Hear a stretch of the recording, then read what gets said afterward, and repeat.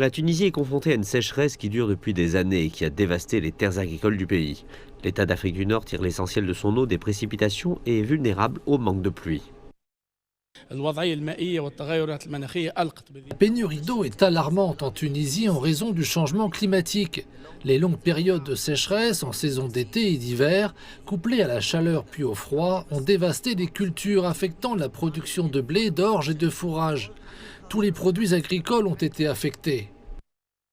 Le ministère tunisien de l'Agriculture encourage l'utilisation d'eau traitée pour irriguer les cultures de fourrage en été. Les experts indiquent que cette approche permet de garantir un approvisionnement suffisant de fourrage vert pour le bétail.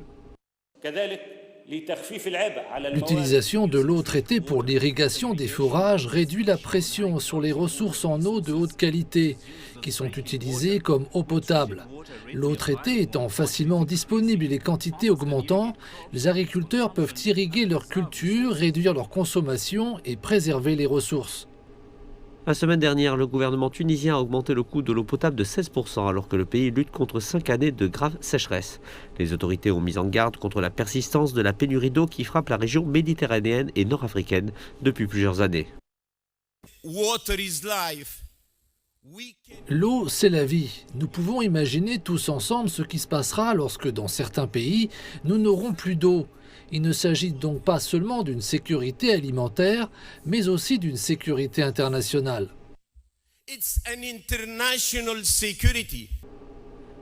Un nouveau rapport publié par le Centre conjoint de recherche de la Commission européenne met en garde contre de graves sécheresses dans la région du Maghreb qui pourraient affecter l'agriculture, la disponibilité de l'eau et la consommation d'énergie.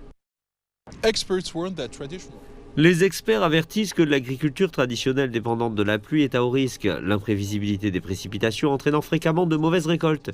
Les autorités tunisiennes appliquent entre-temps un système de quotas d'eau cyclique et luttent contre les forages illégaux afin de préserver les ressources en eau.